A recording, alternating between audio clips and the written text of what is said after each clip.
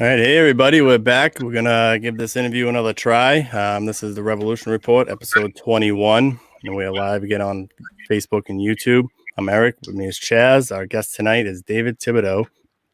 David is one of the survivors of the Waco massacre, where 76 people lost their lives at the hands of the federal government, including 25 children. This all took place between February 28th to April 19th, 1993, in Waco, Texas. This month marked the 27th anniversary of the federal government's siege on Mount Carmel. This lasted 51 days, ending with tear gas, tanks rolling in, causing massive destruction and fires throughout the building. Over 70 people lost their lives. 9 people were able to escape. One of those people was David Thibodeau. David joins us tonight to tell us his story. David, welcome to the show. Thanks, guys. Thanks for having me. It should be fun. So, Revolution report. I like that. Yeah, that's it, man. Hey, it started.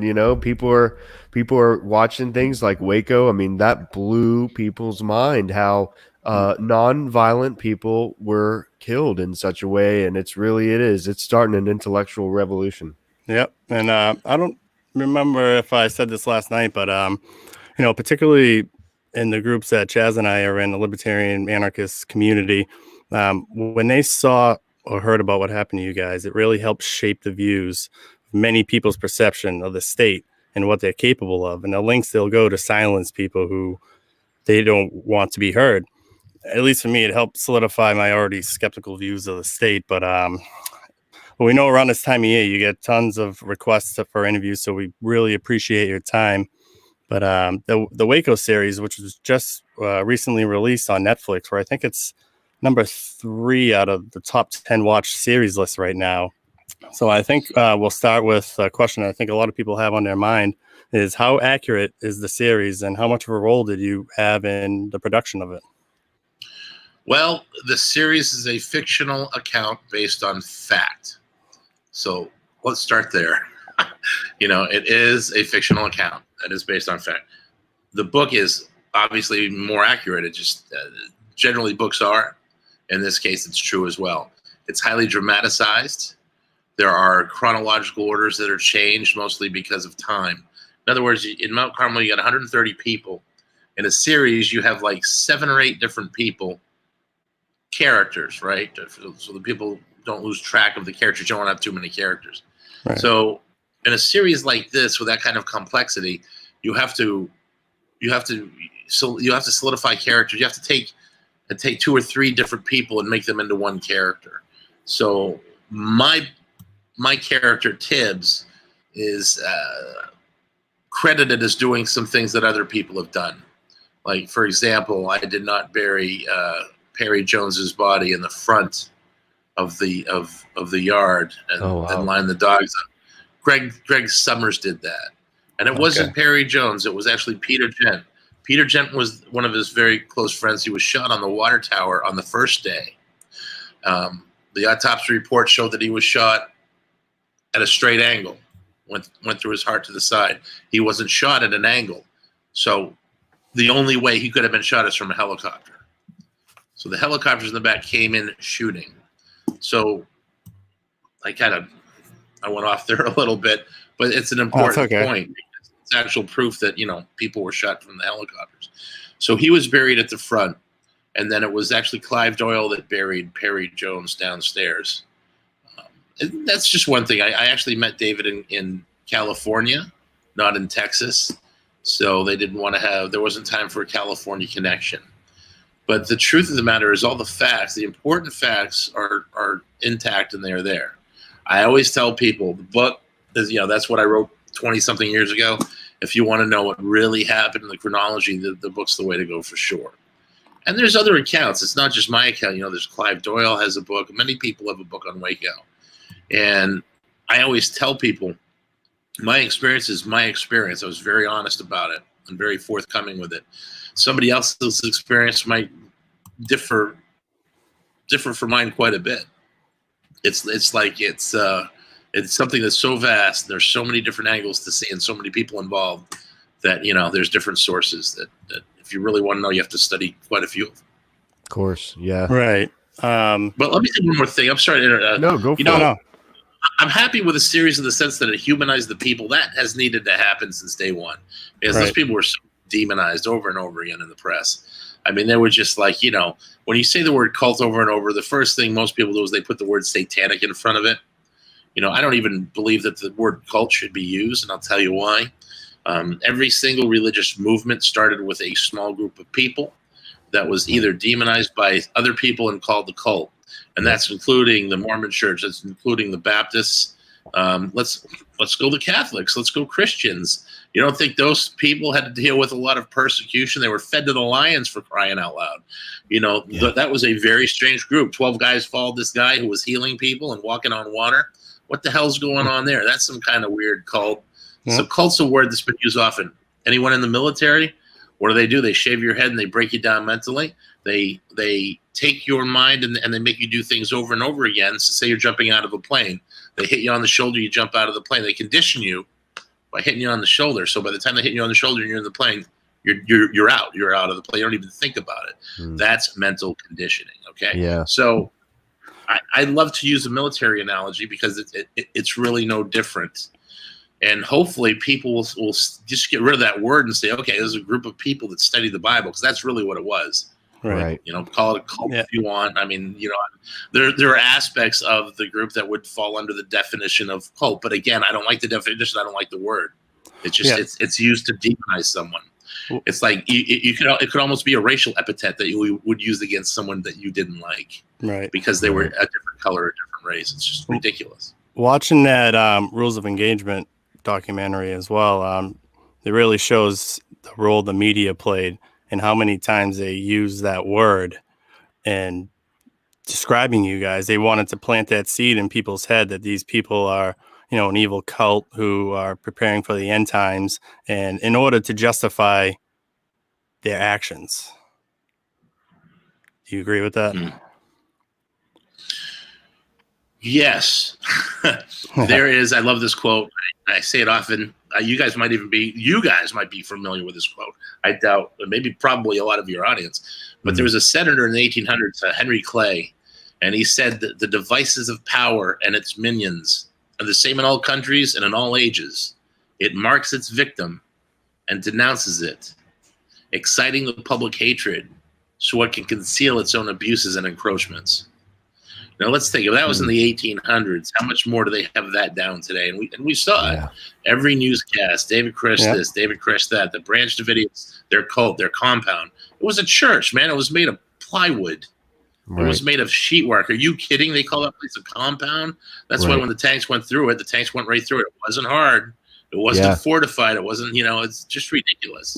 And yeah, I mean, it is crazy to think that they would bring that type of force to a situation like that where they were trying to stand. They didn't want to end it in violence. They were, they were trying to end it peacefully. It's pretty nuts. Do you think that, what do you think was the biggest takeaway from that, being one of the survivors of Waco? And, guys, if you have your questions, ask them in live. We can see them here. We'll throw them up. If you have any questions, we're here with David Thibodeau, one of the Waco survivors. David, what do you think is the biggest takeaway from all this when it comes to, the powers and how governments have kind of overreached? Well, I have to go back to the very beginning of your question when you said that they wanted this to end peacefully. Are you talking about the FBI at this point? Was that your statement? No, I was saying, I guess the Branch Davidians, they were trying to end it peacefully. And I guess it looked like, what's his name? Gary was trying to also, from the FBI, it seemed like he was trying to get something peaceful out of it. Negotiate it, yeah. No, definitely, yeah. No, because you opened up a can of worms with the way that you said that. Here we go. Hold on to your seats, boys. This is going to be fun. So initially, yes, I don't think that the government came in and wanted to kill everyone. The FBI came in, Little Brother came in, and they screwed up. They came in, they shot a bunch of women and children for 45 minutes, the dumbasses. They came in and they shot the dogs first thing. And incidentally, I just have to say this publicly every time. If you have a job where you got to go to work and you're in the team that is going to go to somebody's house and kill their dogs, maybe you should get a job flipping burgers. I think you're kind of a scumbag, frankly. I don't give a shit. who you're serving, who you think you're serving. You go and shoot someone's dogs. That's law enforcement. You guys are supposed to be brave and knock on the door and serve the warrant. David Koresh knew Jack Harwell on a first name basis. He had business in Waco. He went all the time into Waco. They could have picked him up anytime. They didn't need to come with 75 men and helicopters shooting into the damn building. This whole thing could have been avoided from the outset. And it's disgusting. It's the ultimate in arrogance. These fucking pigs, man. It's fucking piggish is what it is. Seriously. And it's just so needless.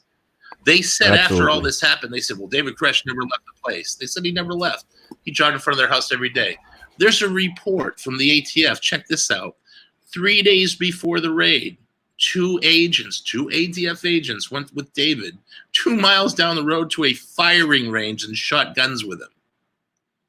Wow. So the agents who said later, they said later in an interview, I can't quote the interview. In an interview, they said he never left. We were actually scared. I was scared every time I exited that building. I thought I was going to be shot in the back. Wow. Then why did you go to a firing range and hand a gun to the guy if you were so afraid of him? Yeah. You're right. Really, it was a complete. They set him up. I mean, it was it was a total setup. I mean, it was them trying to flex their power, and they were scared that they had guns, legal guns, right? I think all the guns were legally obtained, and it's well when you break all that up, according to the government, and I've never been able to see the guns. I don't think even an independent analyst has. But the government claims that of all those firearms, 4 of them were converted to full auto. Gotcha. I think the bottom line it was 4, so it would have been an $800 tax altogether. There's anyone can look into this for themselves. But they made it seem like every gun that came out of that place was full auto, and that's just not the case. Yeah, and they made it seem like you guys were stockpiling weapons, but really you had a business like a lot of people in Texas, I'm sure, do, of buying and selling guns at gun shows. And even so, it's no excuse. Like you said, and I was going to bring up that point. He went for jogs every day outside the compound, and they could have peacefully picked them up at any point. But the church, we call it Mount Carmel Center. I got to correct you on this. See, they're so good at conditioning. Everyone says compound. We call it Mount Carmel Center or the church. The church was just the chapel area, and then the rest of the building was Mount Carmel Center. So I'm just going to call you guys on this, and I want to try to start to change the dialogue with people. Right. Get rid of that word, the C word. And get rid of the a lot of us. C word. Yeah. We got 2 C words that got to go. And you don't think that people like us, we're like, we're awake, we're woke, and we're not conditioned. It's like, well, here we are. I'm saying words I didn't even know I was conditioned to say. Right. And I'm conditioned. Speaking of, you said, David, that the compound, look at that. Boom. Speaking of that, the church was built with plywood. I did have some questions, like how well was it built? I mean, did you guys have running water? I think that may have been mentioned in the series and stuff like that. Was there AC? Probably not. There was a well. No, there was not AC. There was power, eventually. We had power in the main structure. Yeah. Only here at 8:00 at night is there actually somebody next door to me mowing their lawn. That's how it works with Dave Thibodeau. Okay, I'm telling you, it's dark out and the guy's out there mowing. Sorry about the noise is what I'm saying. But yeah, it's like, there was AC. There was an outhouse, so that was fun. Oh wow! Okay. Yeah, we didn't have those kind of facilities yet. So how were you able to So I guess there wasn't really much showering and stuff like that. Not many people. It wasn't a lot of showers, I guess. So you know what's great about Mount Carmel, that we were taught so monastically, is that if something really were to occur, we would have been fine. The guys took a bucket and we put holes in the bottom of it, and you filled it with water. You warmed the water up, and that's how you took a shower. You put a bucket on a pole. See, I think this is why the federal government was actually afraid of you guys, because you guys were so resourceful and ready to just live off grid. I think that was really what scared them, is they didn't really know what your end game was. And I mean, as you can see, it's like ever since then, I mean, it's like it's expanded. We have the NSA now that just basically collects every single phone call, text message, email ever sent by anyone in the world, and it's just sent to the NSA headquarters database. And, it's like the federal government, the U.S. government's just doubling down on this. They haven't learned their lesson that, this crazy behavior is what led to the death of all these innocent people. Yeah.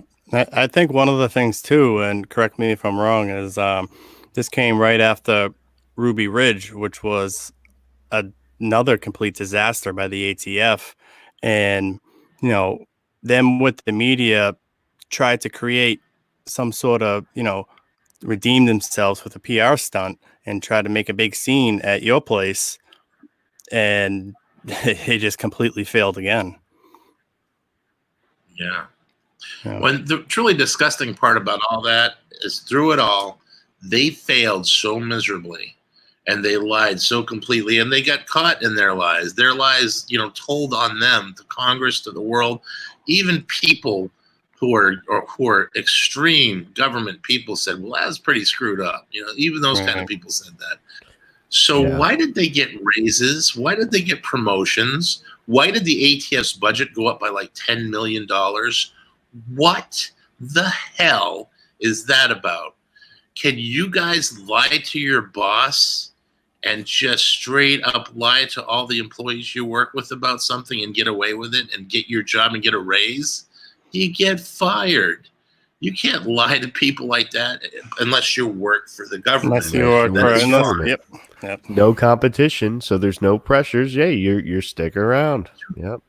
It's the problem with America. It's the big problem. Listen, if you don't hold your officials, especially law enforcement officials, they're supposed to be better. They're supposed to understand the Constitution. They're there to serve us. Okay, there are public servants, from the lowliest ATF guy to the head of the FBI. They're all public service. They're paid with our tax dollars. And the day that they start marching in and thinking they're gods and not caring about the public service that they're supposed to offer people, then there's a problem. And this problem's been around for a very long time. And it's continuing. Like, all this country has to do, there's scripture that I love. Surely oppression maketh a wise man angry. And that's it. To me, I'm pissed. I still, 25 years later, 27 years later, it's the lack of justice. There's no justice here. Right. Everyone walked away scot-free. Even the jury in San Antonio, when they were going after my friends for a conspiracy to commit murder, even that jury said, we felt that the wrong people were on trial here. Now think about that for a minute. Wow. That's huge. And I mean, to touch on that, how many are still in prison? Are any of the survivors still locked up in federal prison? Nobody's locked up in federal prison at this point, because what happened is we took it to the Supreme Court, the ruling. Oh boy, it's so complicated, dude. The judge threw out the jury's initial ruling. I'm going to paraphrase this. I may get it a little wrong, but the essence of it's correct. When the jury went home, thought they did their job, they found people guilty of a certain weapons violation. The jury thought they would get time served. They even wrote a letter to the judge saying these people should not get any time at all. The year that they were in jail during preparing for the trial should be enough. The judge gave them 40 years on a weapons violation he added after the jury went home. Jury went home. Wow. Just so the government could get the headline that they wanted. Yep. Now, remember, everyone was acquitted of the conspiracy charge, which would have been the death penalty. All of them were acquitted of that. But, they had to find them for something. So that's basically what happened. So years later, I think it was 6 or 7 years later, some guys did that much time. It went to the Supreme Court, and the Supreme Court said, I'm paraphrasing, they said it was one of the worst judicial sentences they'd ever seen in their entire days with the court. Wow. That's how bad what the judge did to my friends was. And everyone was acquitted at that point. Everything was overturned at that point. Everyone got out of jail. So no one actually had to do the 40 years. Well, that's good. But 7 years, it sucks when you're defending yourself. You're defending yourself. They're gonna. It's terrible. Never get that back. That's almost a whole decade. Yeah, I mean, so when you finally were able to escape the church. Were you able? I mean, how did you get away? I mean, I think in the series they depict it that you like kind of like dove out of a window or something. Is that kind of how it really happened? And did you get, I mean, interrogated? How long did that all last and stuff like that? No, but that was pretty cool, huh? The scene. Oh man, that was by far one of the best scenes. The writing was great. I enjoy it. I think the writers, I enjoyed it for what it was, to be honest. And considering my dad's a history teacher, I should probably be far more critical. But I got to tell you, just the fact that the Dowdle brothers humanized the people, I owe them a debt of gratitude. None of us saw this coming. Who knew that it was going to come out? It was going to take 2 years to come out on Netflix. And it was going to wait till there was a virus that has everyone inside. So we have a captive audience, quite literally. That's an act of God. Come on. And think of how many. And that's why I don't want to bash it, because it is turning so many heads.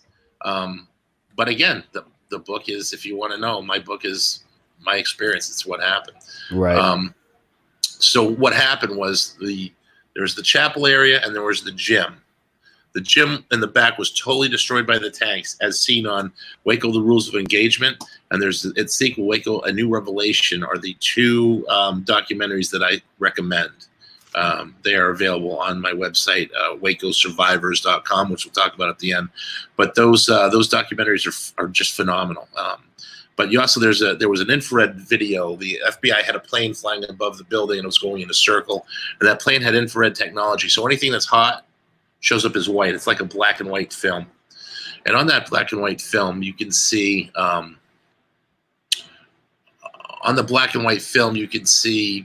tanks. And the tanks are going into the back gym until the gym crashes to the ground. They're actually destroying the gym. What you see right before the fires, you see two flashes from the infrared. So they're so bright that from 2 miles up, the camera operator focuses in on the window where the flashes were. I'm getting a little ahead of myself. Sorry, but the flashes, we believe, were flashbang grenades. Were pyrotechnic devices. Pyrotechnic devices were found in the evidence locker 5 or 6 years later. The government said they did not use any pyrotechnics in that building. There were about 6 cartridges that were mislabeled as silencers. They were actually pyrotechnic devices. So the FBI finally had to admit that they did use pyrotechnic devices in the building after denying it for years and years and years. Okay, so those are facts. Now, that's why I brought up the gym area. So between the gym and the chapel, where the tank was going through the front door, there was a little midsection, and it was like a large hallway, storage space kind of thing. And that's where everyone ended up congregating as the smoke was getting too bad in either place. No one could go into the back because the tanks had destroyed it. And even Derek Lovelock said that there was a firefight going back there at the back of the building. I personally, and this is what was hard for me, is I'd never heard any shots fired. I believe that to be because the tanks and the shooters waited until the place was already burning, because you can see on the infrared, you see the flashes when the place is burning, and the fire was extremely loud. That's why when I originally saw the infrared video of shooter in the position next to the tank and the flash is like fully automatic weapons fire.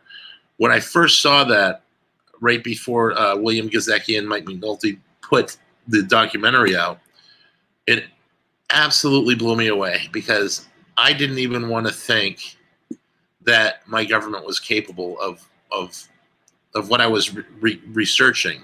Wow. When I say I was researching, I read all the autopsy reports, and we had about 12 or 13 autopsy reports of people that died with bullet wounds to the center of their head and their center of their chest. That's not how you kill yourself. Even the coroner said that we didn't feel this place was a mass suicide. We felt it was a mass homicide. Wow. So So when I saw the infrared, it changed me. I was giving talks all over the country at this point. This is like a year or two later, 3 years later. I had been, I was doing preparedness expos and things like that.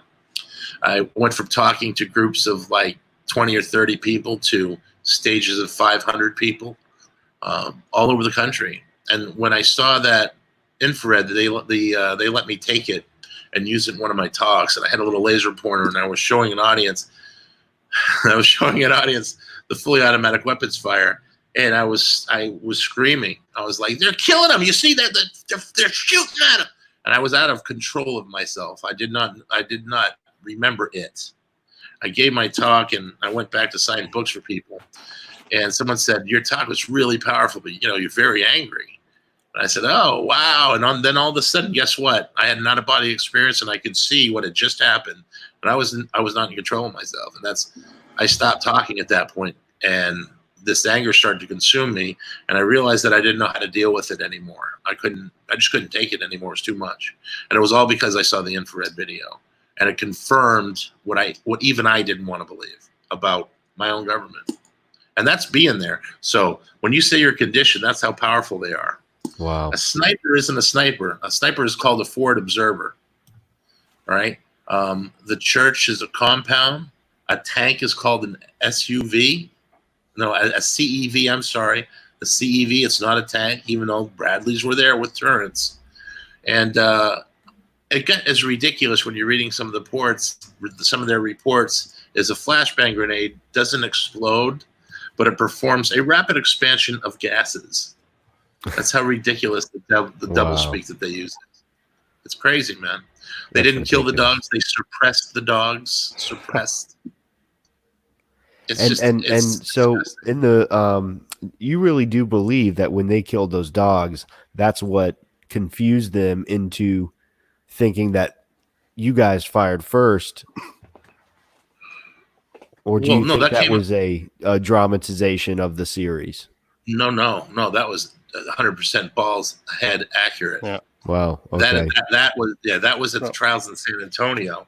A couple of things happened. Okay, before the trials in San Antonio, everyone at the front door told me separately that David Koresh had his hand out. He said, "Hold on, the women and children here. Let's talk about this." And the door flew back from the velocity of bullets hitting the door. He fell back, and that's when Perry Jones, his father-in-law, 70-year-old unarmed man, went down screaming from a bullet wound to the stomach. That's when all hell broke loose and people started to fire back. That's my understanding, and I wasn't at the front door. That's what everyone told me. Right. Now, Kevin Whitecliffe, who was at the back of the building, came in right after the ceasefire was established, and he's like, "Those helicopters were firing." And I'm like, he said, "They came in firing. Those were the first shots were the helicopters." And I said, "No, Kevin, the first shots were at the front door." He goes, "No, I was outside. The helicopters came in firing." And so, but he was yelling and screaming. The adrenaline was running high. When someone's lying to you, and when someone's sincere. All right. And this is a friend of mine, and I had never seen him this angry and upset. He was shaking and angry, and he sat there and witnessed the helicopters coming in firing.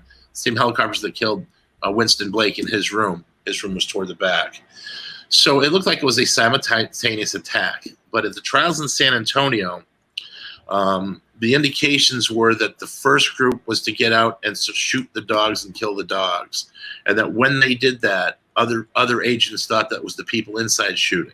There was another agent's testimony that said he believed the first shot was him grabbing his gun and the gun going off. So you have two different testimonies from the agents of that being, and the government, you didn't hear about any of this testimony. It was, they suppressed that. That's not what you read in the Dallas Morning News the next day. Let me put it that way. Right. Yeah, I know we're already kind of deep into this, but I was curious as to, a little bit of your background. Like, where'd you grow up, where you're from, and how did you end up in Waco, Texas? Sure. I'm from Bangor, Maine originally. I grew up in Bangor, spent some time in South Portland, and, kind of back and forth. A Mainer. I was a Mainer my whole life. As I graduated from high school in '87, so I was a long-haired hippie type. I had hair halfway down my back. I listened to Metallica, Judas Priest, Iron Maiden, Motley Crue, Rush, and I would say John Bonham, Led Zeppelin. Were my biggest influences. And just every day I came home and played drums. I would put on whatever album I wanted to learn, and I wouldn't stop until I had learned every single song, side A and side B, done. I first heard Moving Pictures, the Rush album Moving Pictures with Red Barchetta, Tom Sawyer, YYZ, Limelight. And I just said, this album is impossible. I don't know how the guy's playing it. This is not humanly possible to do. And by my senior year, I could play the entire album. So that's how I spent my time. That was my passion. And so after high school, I wanted to get out. I wanted to go to LA. It's all I ever wanted. I used to get mad at my mother for staying in Maine and not moving to Hollywood so I could be where I wanted to be. So as soon as I graduated, I went to Musicians Institute. I spent a year there doing the drum program, and I just started playing with everyone I could around Hollywood. That's awesome, man. Yeah, I love playing guitar, and yeah, that's so. I'd love to jam. Maybe one day, if you're ever in Florida, and you got a drum kit, we'll have to jam. Nice, that'd be awesome. You know, I played a weekend at the Whiskey once, and that was just an amazing experience. Oh wow! I was in a band that was the house band at the Roxbury for some time, so played the Troubadour. You know, all these clubs where all these great guys get started. Dang, I just never awesome. met my Led Zeppelin. You know, I was looking for my Led Zeppelin, and it's really funny because I was working at the Man's Chinese Theater in the gift store, and I looked up. I said, "What are you waiting for, God? Introduce me to the people I'm supposed to meet." And be careful what you wish for, guys, because it was literally a few days later that I went to the Guitar Center and met David Koresh and Steve Schneider. Wow! What was that? What was that first conversation like? I was impressed initially, not because of David, but more because of Steve. Steve had this kind of like suit on. He was spiffy, and he was a very fast talker. Hi, I'm Steven Schneider, and this is David Koresh. He's the guitarist, and I'm his business manager, and we're looking at this this particular drum set. Would you play it for us?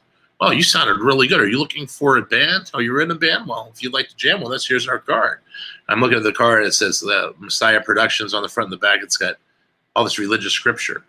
And I handed it back to him instantly. I said, "Are you guys Christian? I'm not looking to, I don't want to be in a Christian band."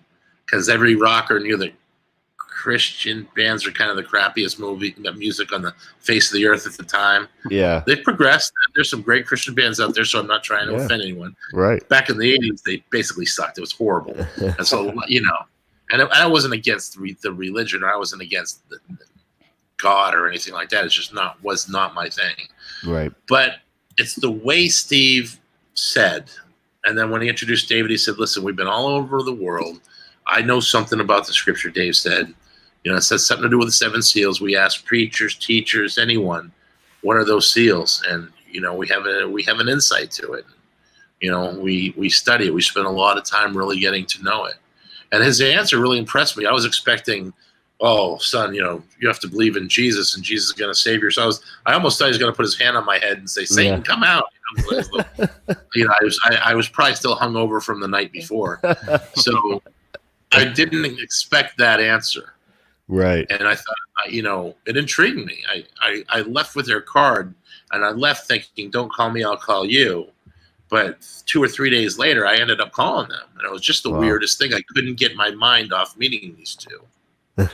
Yeah. Yeah. Well, and on that note, what do you think was the big draw to Koresh? You know, I know there was a lot of people who made decisions that, I mean, if you think outside of that church in particular, it would sound crazy. Like if I were to just walk up even to my best friend and say, "Hey man, I'm gonna have sex with your wife, and I'm gonna bear your child."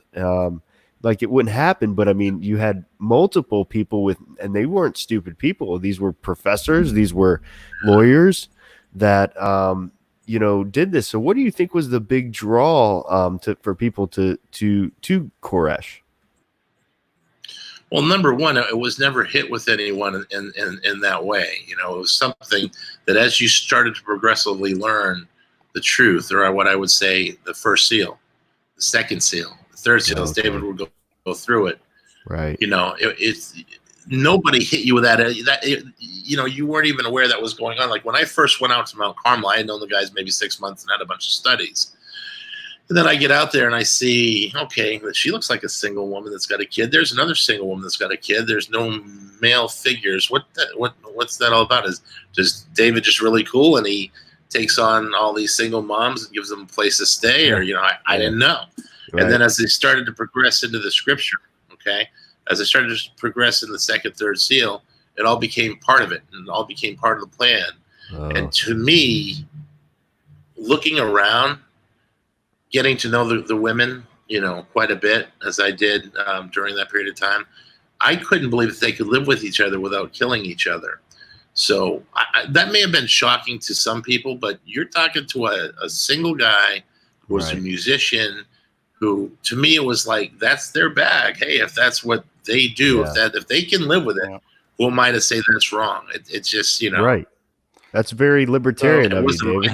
Yeah, don't judge. Hey, speaking of, have you ever heard of libertarian? I know I've heard you mention in other interviews and stuff, you're not very political, but have you ever heard of the Libertarian Party, or are you political at all? So I went to the Libertarian National Convention one year, many, many years ago. Oh, wow. Probably like 94, 5. Yeah, it was a great time. I met Johnny Rotten there. Oh, wow. Cool.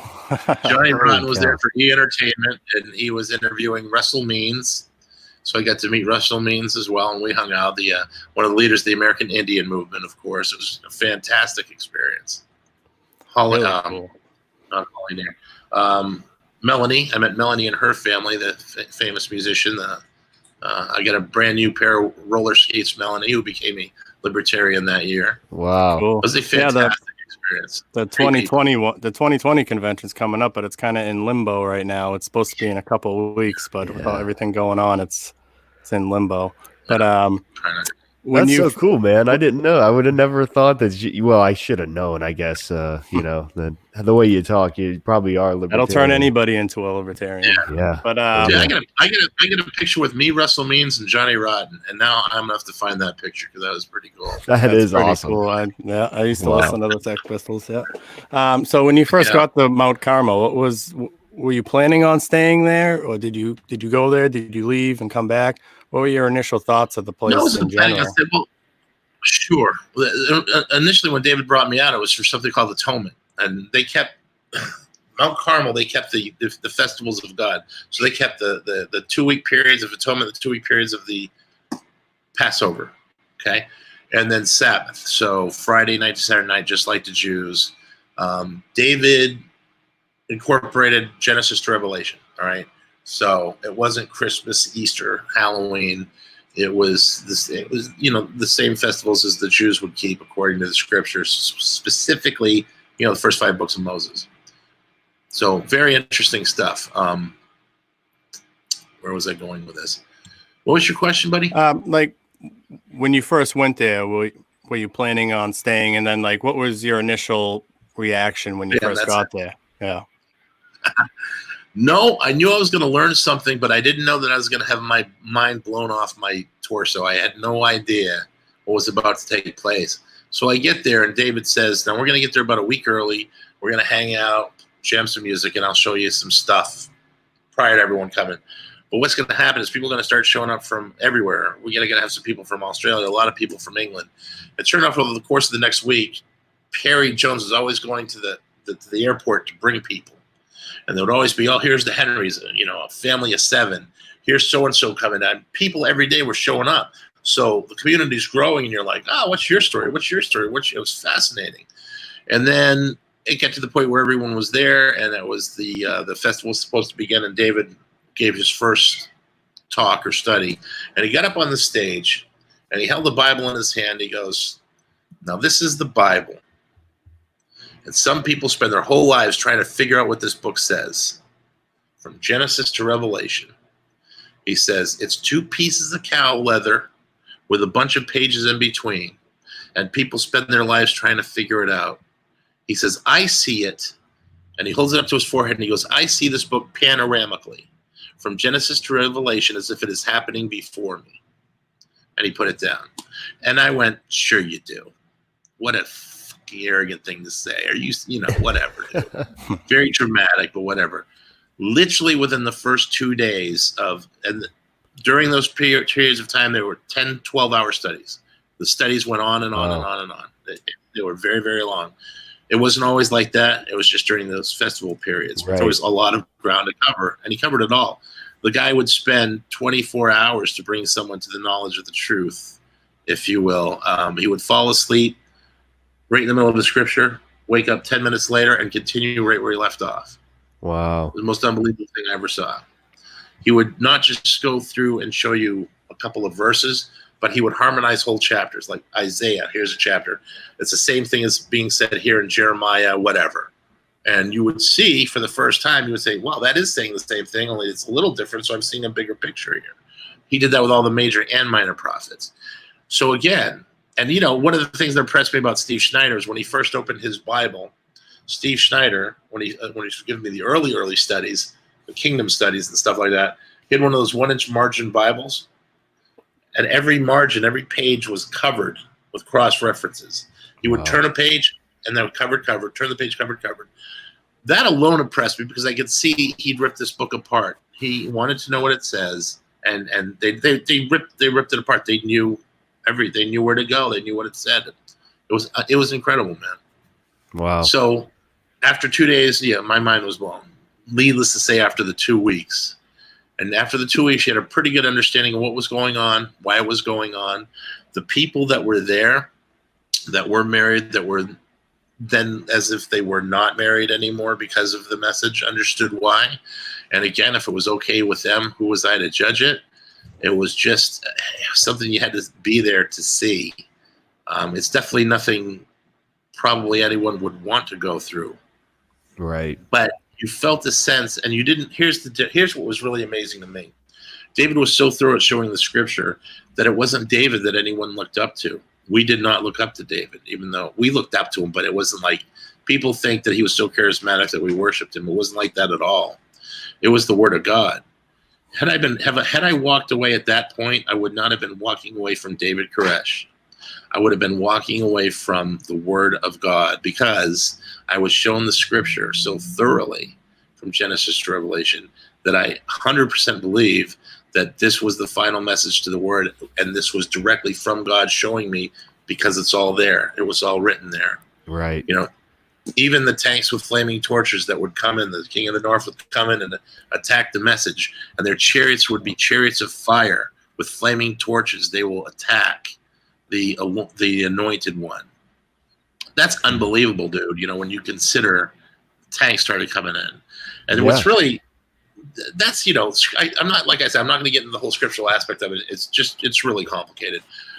But there were other things that occurred, spiritual pin downs that happened to a lot of the young guys, and it happened to me when I first got there. Never happened in my whole life. That I'm sitting there at night, I am wide awake, and something pins me down to the bed. I could not move. Sound. This was an outer. It's what they call sleep paralysis, but I wasn't sleeping. Oh, yeah. And it's only ever happened to me there, or it's happened to me a few times since. So those are things you just, I don't care if people believe me or not. I'm 51. Right. You had to be there. Right. Yeah. That's kind of the case for a lot of people who go through religious experiences. You get in front of a camera and people try to tell you, hey, explain what happened. It's like, listen, dude, I can't even begin to tell you all of the things I experienced in that moment. Yeah, it's so true. Well, I mean, I guess to get back to things, what everyone could learn here. I mean, so what do you think, David, why do you think the FBI went from, Gary's approach of negotiating and trying to work with you guys peacefully to let's just bust the walls down, throw gas in there, and who cares who dies? I think they were just impatient.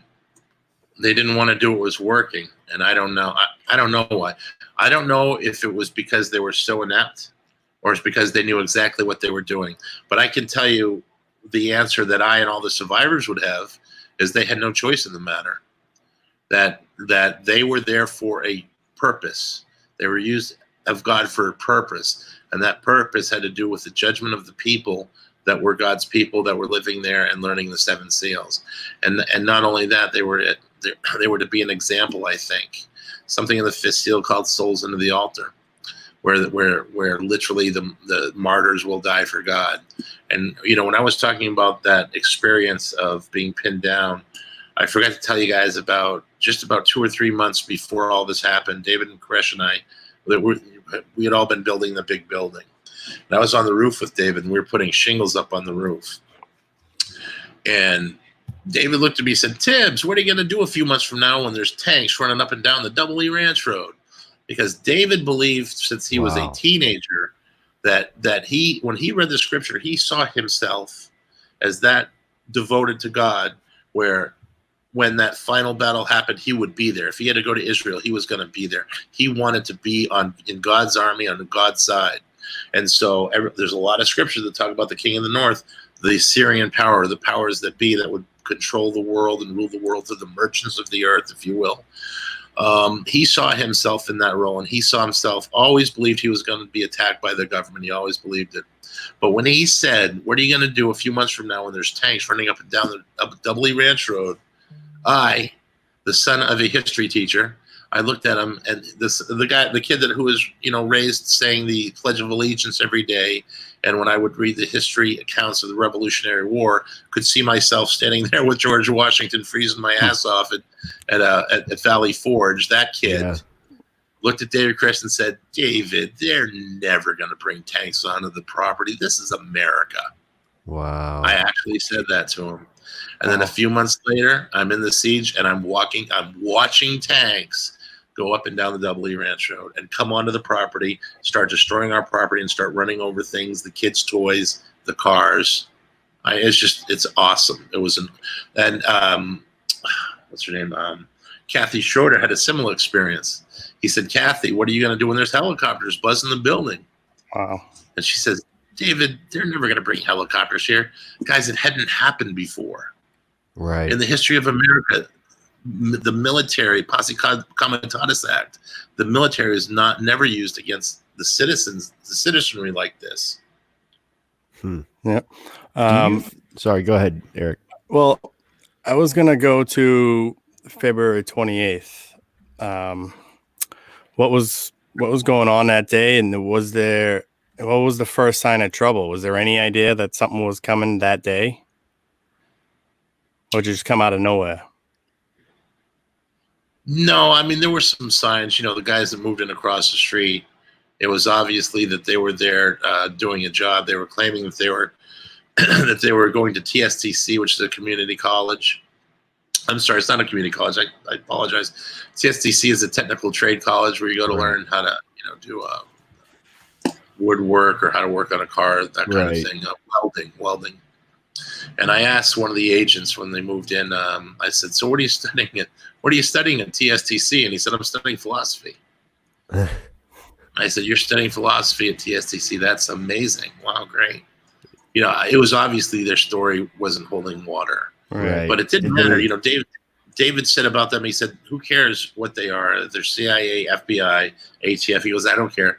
I'm here I have a message. I'm going to deliver that message, and maybe we can reach this guy, and maybe he'll be able to pull the forces back and say, no, you guys should not go in with an attack. Did they appear nervous, those ATF guys across the street, when you guys approached them? I mean, was it obvious that you were shaking them up a little bit? Yes. Yeah. Yes, they did appear nervous. Absolutely. I showed you the propaganda that they were probably being fed, that you guys were these gun runner guys, just like, basically sitting in there cleaning your guns 24/7, just waiting to blow heads off, if they're that nervous. They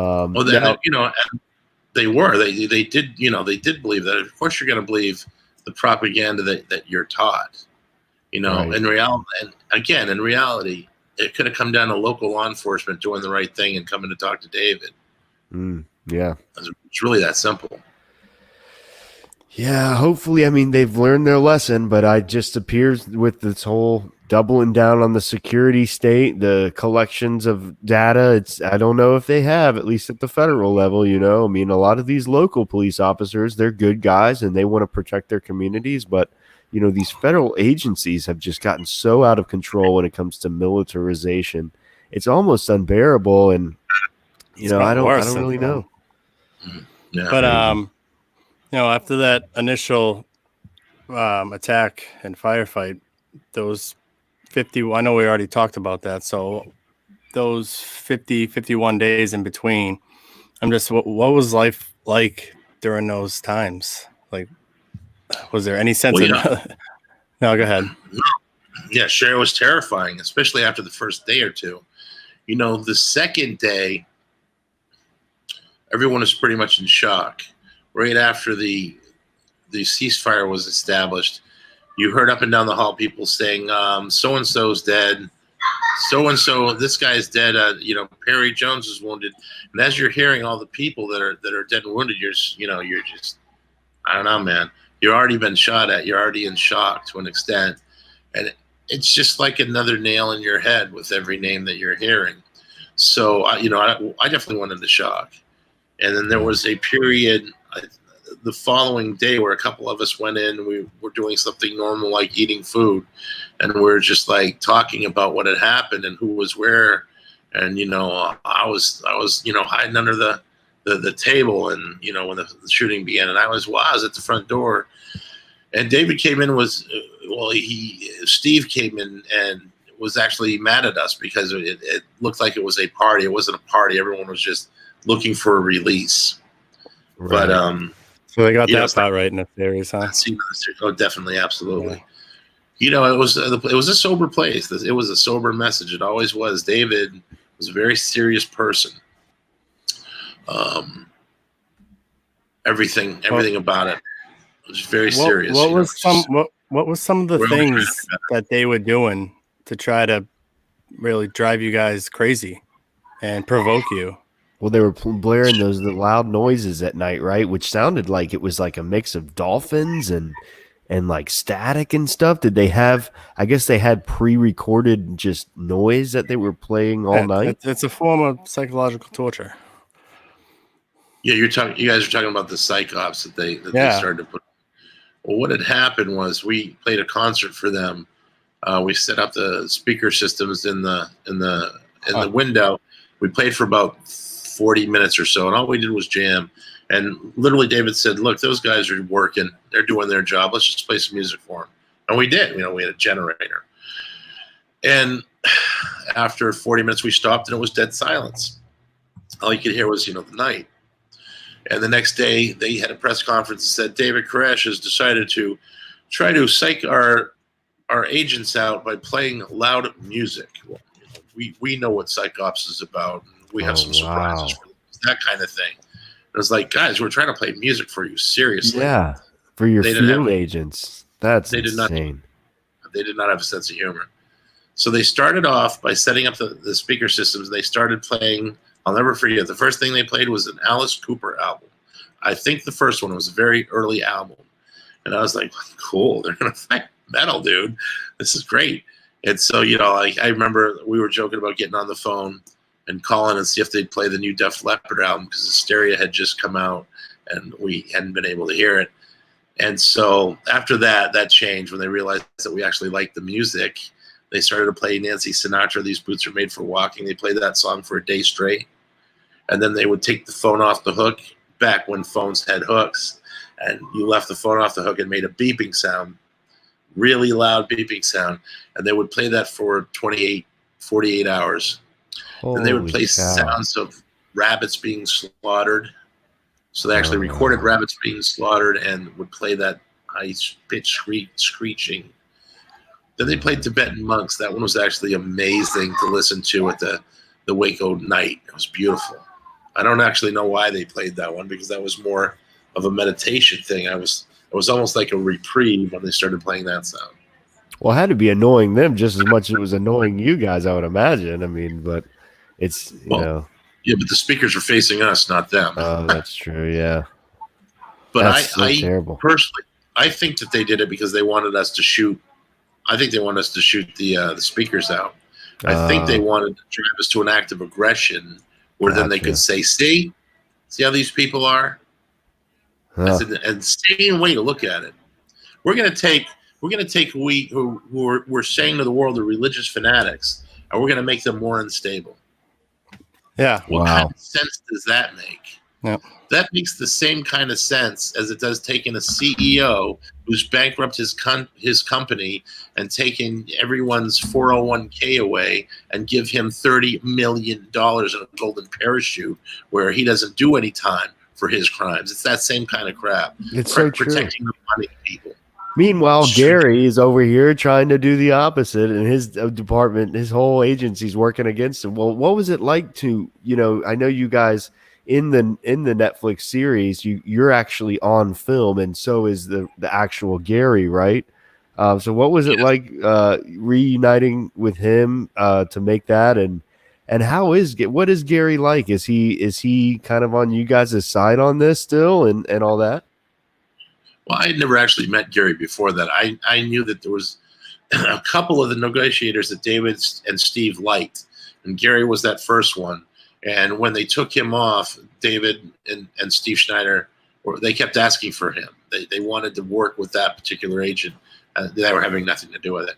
But Gary was a very interesting, he's a communicator by trade.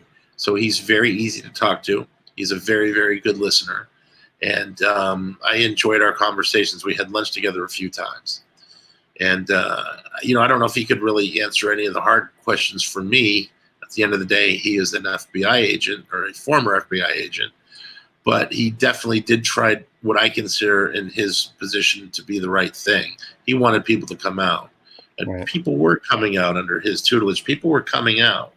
Right. And that's when we don't understand why they would, if things are working and things are going well, why do you change the plan? Why do you have a negotiator say one thing to a group that you're trying to convince to come out, and then the tactical commanders come in and do the direct opposite? And that's what happened. Once that started happening, all trust was lost. Right. When they said they weren't yeah, that makes no sense. It's insane. So did all this happen on that last day? I mean, it seems like, from the series that you guys had a deal in place, and that, you and Gary had a deal in place, and then all of a sudden Gary's off the case and in come the tanks. What happened there? Well, you have to understand that the tanks progressively got more and more aggressive. So right. I don't know exactly when week 3, week 4, they start to remove the cars in front of the building. They started to run over Peter Gent's grave over and over and over again, the guy that was buried in the front. We also had the 5 Alaskan Malamutes. Their bodies were in the front. They were, at that point, disintegrating pretty well. It was the early spring. It was, hot. It was becoming hot. But the tanks would run over Peter Gent's grave over and over, and we complained about it. They just didn't care. They'd sit on the tank, they'd moon us, they'd give us the finger. Wow. They were very, very aggressive and arrogant. Well, hey, I got a good question here on YouTube from AM. She goes, did he ever get to read the original warrant? The Netflix series indicated that the moving of large amount of weapons was why the government gained interest in the first place. Is that true at all? Did you ever get to see what their original excuse was to come in and shoot up the place? I think the warrant's in the Danforth report, and I know I read a lot of that stuff at one point, but this is 27 years later, and I have read a lot of things, but there's a lot of I retain so much information on it that sometimes I'm not sure what is what. But as far as my knowledge is one of the chief parts of the report is they claim that David was taking upper receivers and lower receivers, and then he was putting them together and selling them, and that's one of the things that was illegal. Is making your own firearm from different parts. And David was not aware that that was legal. He actually said to one of the undercover guys in one of the reports that, look, I'm just taking upper receivers and lower receivers, I'm putting together and I'm selling them at gun shows. That's not illegal. And apparently you needed to pay a specific tax for that to be legal, which David was not paying. So it was illegal and he was ignorant of it. See, people, it all came down to a stupid tax. All people died. Children died. Because the government didn't make a money off of a licensing issue. Literally. Yeah. Yes. And if you want to get down to the outright legalities of it, that is what it came down to. Because there were a lot of allegations of David Krish, of the sexual abuse allegations. And especially having some of his wives that were underage, okay? And 2 occasions, the state authorities were the only authorities that are responsible for that. The federal government has nothing to do with it. Okay, the ATF so the federal government doesn't. Yeah, They just used that as a demonization ploy. But the bottom line is the state authorities came in twice, and on 2 occasions they were not able to prove any case. The kids were not abused. They said that these kids were well taken care of. They were smart. They had the proper homeschooling, and that they didn't see any signs of physical abuse, so they dropped the case on 2 occasions. So, you can say whatever you want about David. And, David did have Michelle, who had Serenity when she was 14, was obviously a very young wife. And, I find that troubling. But the woman that I knew did not seem 17 to me when I met Michelle. I knew a lot of girls in Hollywood that were in their 20s that acted very immature. Michelle acted very mature. In my eyes, right. Michelle was always older. I just didn't even think. Honestly, when I was researching my book and I started to really research how old she was, that's when it became really shocking to me. Yeah. The allegations didn't matter because I knew the people. It's like, that's not the people who they're talking about. That's not the people I know. And that's really hard to get paid to people. That's really, really hard to do. No matter how you feel about that, I mean, I think all of us are certainly against that, but it's certainly no justification for what happened. Your issue is with Texas law, because Texas law, the legal age to marry with parental consent is 14, correct? It was at the time. Yeah. I don't believe that's the case now. But, the other factor to that is, even if the worst of you want to say about David Koresh is true, so you're going to gas the kids to death, and you're going to gas. None of it makes any sense. Exactly. That was what I was just going to say. I mean, even if you think that he violated the worst licensing and tax laws in America, the IRS doesn't come in and blow your head off and kill your family. This is an obvious misstep by the federal government. Well, and it's honestly shocking to me at this point that they haven't come out and said, we messed up. This was terrible. We were the ones that massacred these people. And it shows you that they've lost trust. They've lost trust. The American people have completely lost trust in these federal agencies. Yep. And like you said earlier, there was ample times that they could have grabbed him when he was by himself peacefully, jogging, shopping, whatever. That's nuts. Well, David, I know we're getting close to an hour, buddy. I don't want to keep you too long, so maybe we'll ask you a few more questions here. I did want to ask you, what's your plans now? I mean, is it? I know you're a musician. You love music. I've read a few quotes of you saying you wish you were playing on stage instead of this, but you feel kind of obligated to be spreading this word around. Are you? What's your plans moving forward? Well, I have some goals that I want to take care of. There's a couple of them.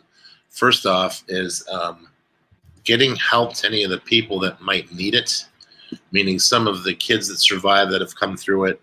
Probably therapy is money. I just want people to be happy. Anyone that has lived through such a thing, such an event like this.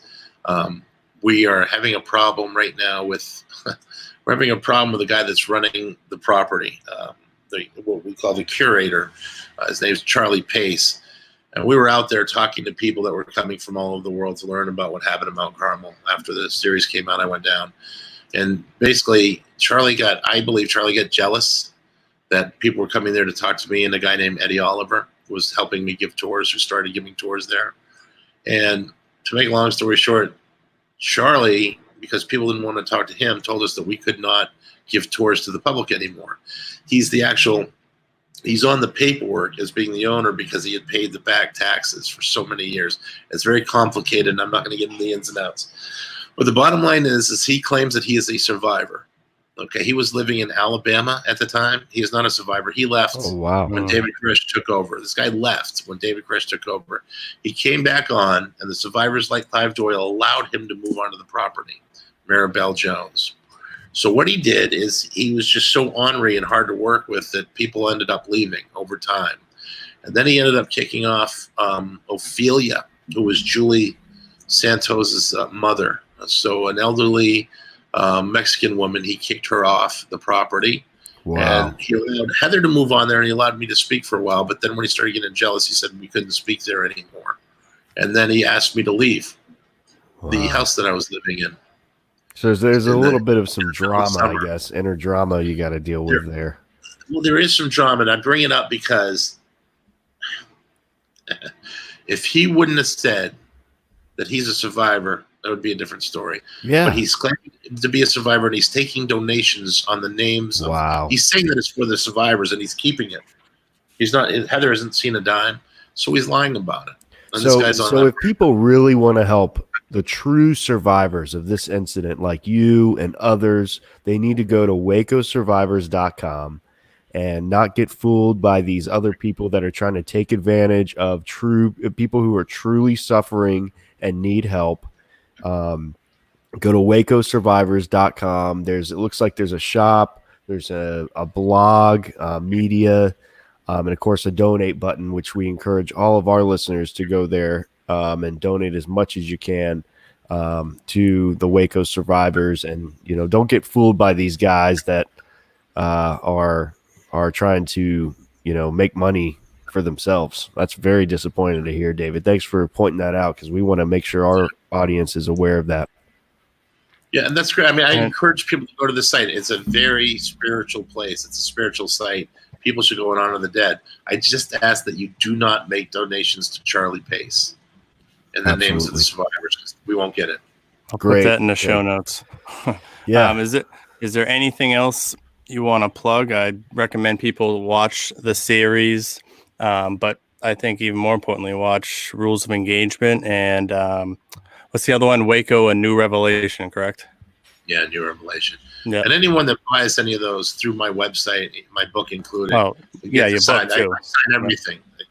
So you can get a copy of my book there signed directly to, whoever. I sign every book. I take it very seriously. I spend a lot of time making sure that, I get names right and addresses right. And where can they find your book? On the website. Yeah, Waco Survivors. I'm on it right here. It looks like you got it has a Waco story. That's the very first thing that you see, the Waco Survivors story. That's David's book there. And it looks like you can even buy the Paramount 6-part series. Rules for Engagement's there. And looks like everything's there. So yeah, that's probably better than even going to Amazon. And that'll actually support more of the movement there.